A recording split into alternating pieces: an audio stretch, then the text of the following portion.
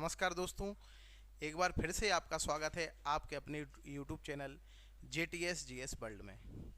मैं प्रकाश सर। अब रियासत की अगली सीरीज में मध्य प्रदेश के इतिहास में आज मैं आपसे ग्वालियर के सिंधिया वंश की बात करूंगा। आप लोग देख सकते हैं हम ग्वालियर रियासत के बारे में चर्चा करेंगे। तो बिना समय गवाए हम शुरू करते हैं। तो सिंधिया वंश के बारे में मैं बात करूंगा। सबसे पहले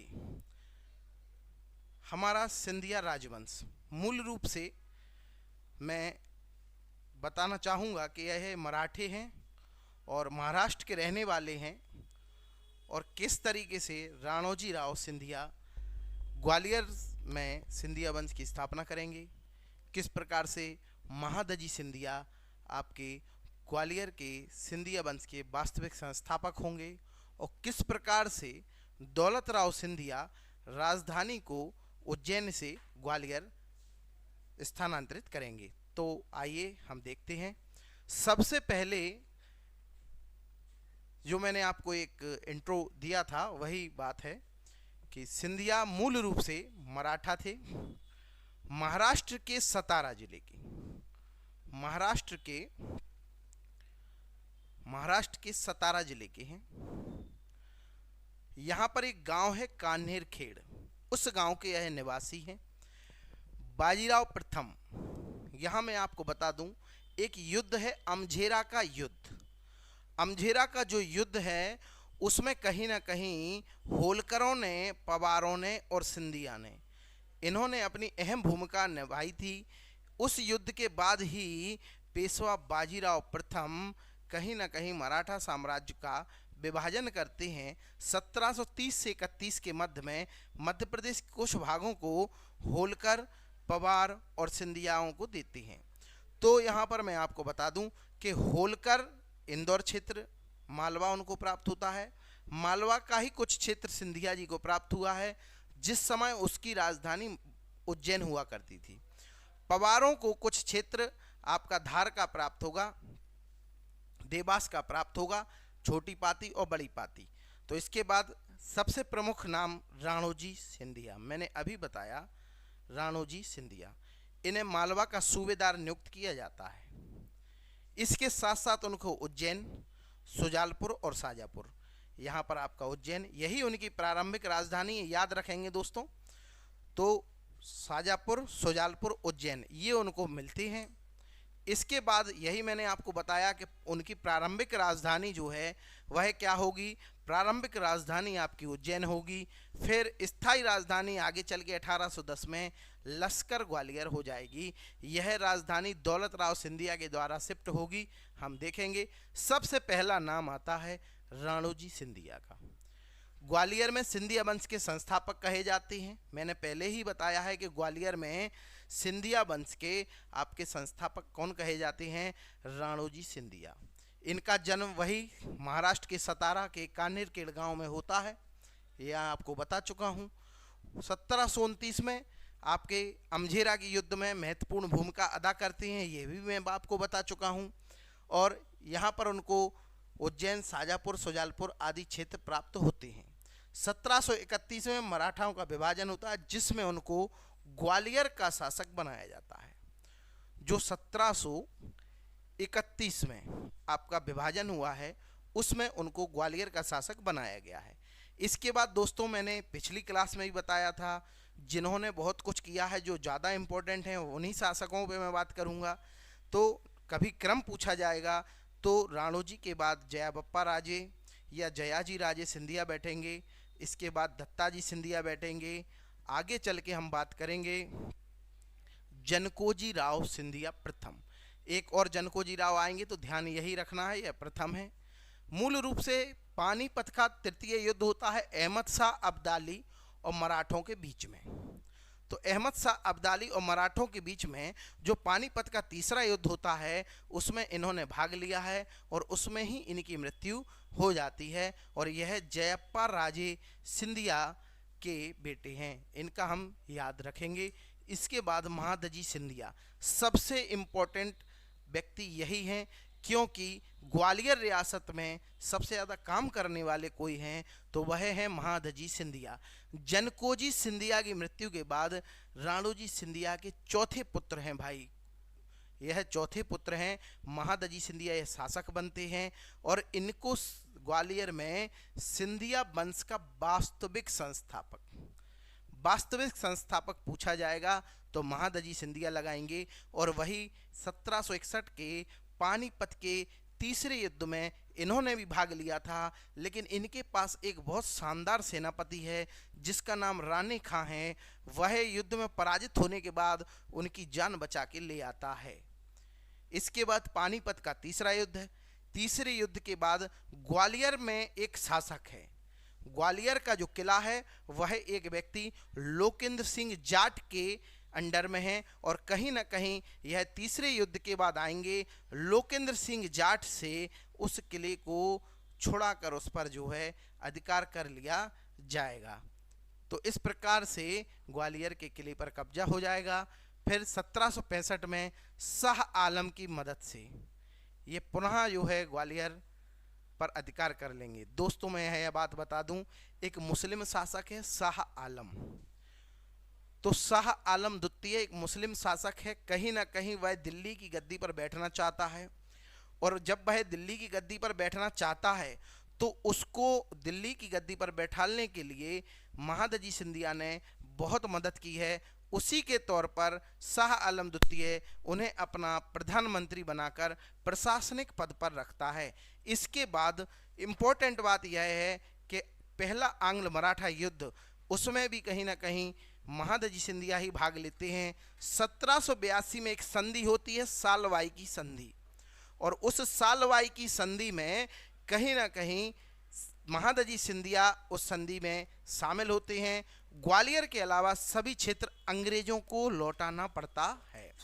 इसके बाद आएंगे दौलत राव सिंधिया। मैंने बताया है कि प्रारंभिक जो राजधानी है वो उज्जैन है और उज्जैन जो राजधानी है प्रारंभिक, उसको कहीं ना कहीं लश्कर में लेके कौन आएंगे? दौलत राव सिंधिया।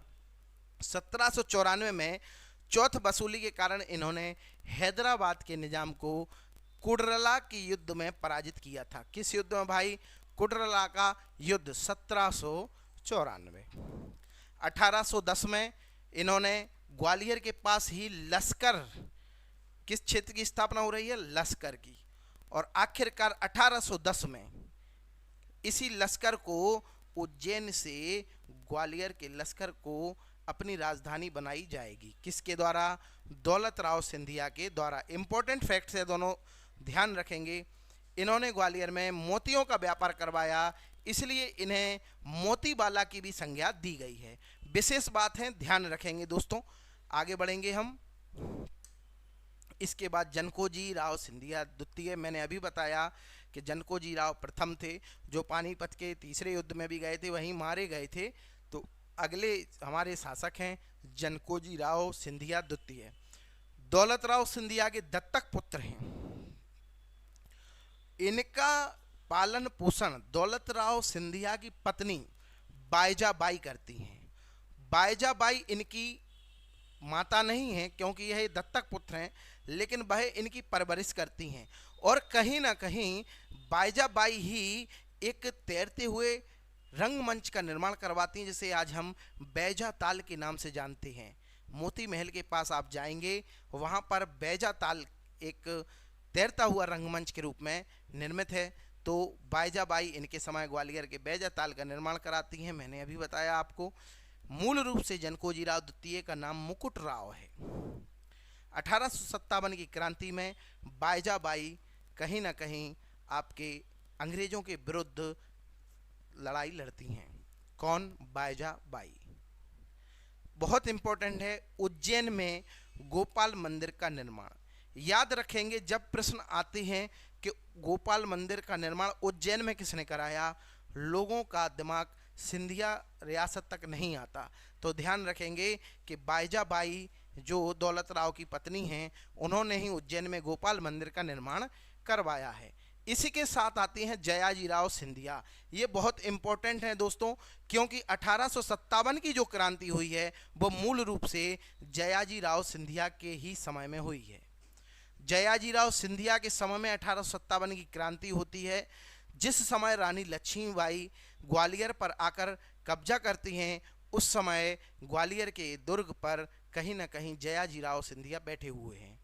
रानी लक्ष्मीबाई मदद के उद्देश्य से आती हैं, लेकिन यह मूल रूप से संधियों के कारण अंग्रेजों से कहीं ना कहीं दबे हुए थे और आगे चल के रानी लक्ष्मीबाई इनकी रियासत पर कब्जा करती हैं। फिर भी यह आंतरिक तौर पर मदद करते हैं। एक व्यक्ति है इनका खजांची, जिसका नाम है अमरचंद वांटिया। अमरचंद वांटिया आपको जो मिलेगा वह कहीं ना कहीं पूरे खजाने की चाबी रखे हैं।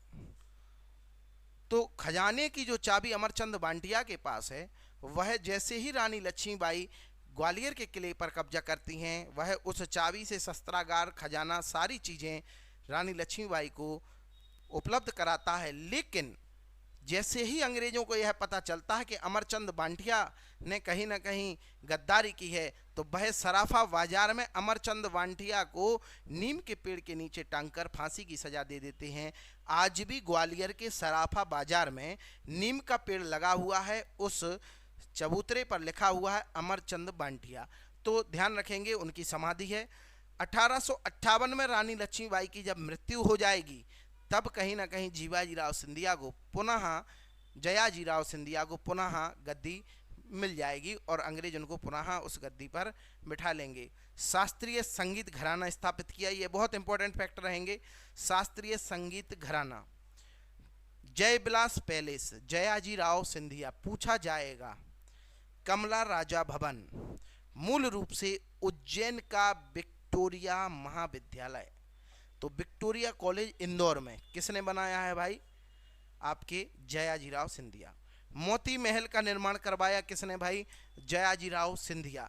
पूरे सिंधिया वंश में आपको ये बहुत इंपॉर्टेंट तरीके से याद रखना होंगे। इसके बाद माधवराव सिंधिया प्रथम।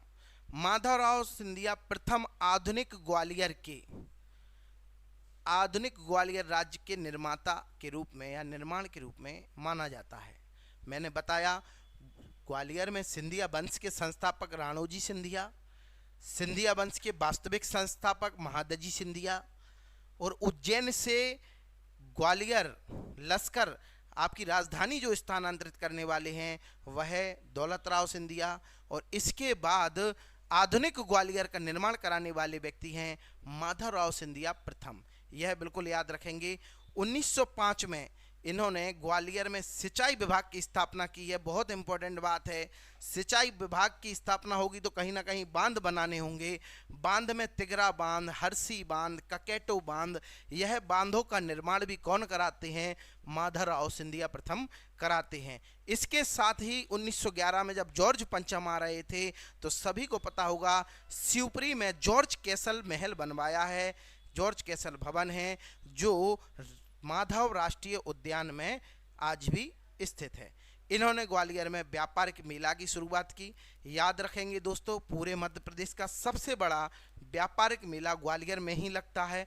1925 में माधवराव सिंधिया प्रथम की मृत्यु पेरिस में हो जाती है, और इनकी मृत्यु के बाद कहीं ना कहीं इनके अल्पायु पुत्र हैं, 9 वर्ष की आयु है, जीवाजीराव सिंधिया। नाम काफ़ी सुना होगा, इनके नाम से ग्वालियर की जीवाजी यूनिवर्सिटी भी चलती है। तो याद रखेंगे, जीवाजीराव जब तक वयस्क नहीं थे तब तक उस शासन को कौन संभालेगा? तो उसको चलाने के लिए उनकी माता चिनकुन राजे सिंधिया के लिए अंग्रेजों ने काउंसिल ऑफ रेजिडेंट का गठन किया। काउंसिल ऑफ रेजिडेंट आपके कहीं ना कहीं चिनकुन राजे सिंधिया के शासन को चलाने में मदद करते थे। महाराज जीवाजीराव सिंधिया का विवाह 1941 में राजपूत कन्या, जिसका नाम लेखा दिव्येश्वरी है, यह राजपूत कन्या से इनका विवाह होता है।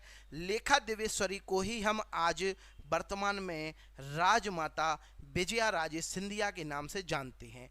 और आपके 12 अक्टूबर 1919 में मध्य प्रदेश के सागर जिले में राजमाता विजया राजे सिंधिया का जन्म हुआ था। यह फैक्ट भी आपको याद होना चाहिए। इसके बाद मैं आपको बता दूं कि 1936 में जीवाजीराव जब वयस्क हो जाते हैं तो पूरा प्रशासन उन्हीं को सौंप दिया जाता है, और सौंपने के बाद कहीं ना कहीं वह अन्य काम करते हैं, जैसे कि आपके विक्रम विश्वविद्यालय, बनारस विश्वविद्यालय में वह कुलपति भी चुने जाते हैं। इसी के साथ 23 जनवरी 1948 को जीवाजी राव सिंधिया के समय में ही ग्वालियर रियासत का विलय भारत के मध्य भारत में हो जाता है।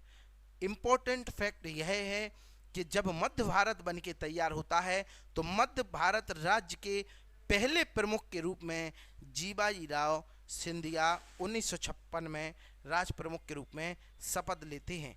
1961 में मुंबई में जीवाजी राव सिंधिया की मृत्यु मधुमेह रोग के कारण हो जाती है। इसके बाद इनके पुत्र हैं जिनका नाम माधवराव सिंधिया द्वितीय होगा। उसके बाद उनके पुत्र हैं आपके ज्योतिरादित्य सिंधिया और उनके पुत्र महाआर्यमन सिंधिया। आप सभी लोगों को जानते होंगे, राजनीतिक व्यक्ति हैं। यहाँ पर मैं एक बात के साथ अपनी बात को ख़त्म करूँगा कि जीवन में कभी निराश नहीं होते, असफलता से कभी निराश नहीं होते। हाथ की लकीरों पर यकीन मत करना, क्योंकि तकदीर तो उनकी भी होती है जिनके हाथ नहीं होते। इसी के साथ दोस्तों मैं अपनी क्लास को समाप्त करता हूं। धन्यवाद।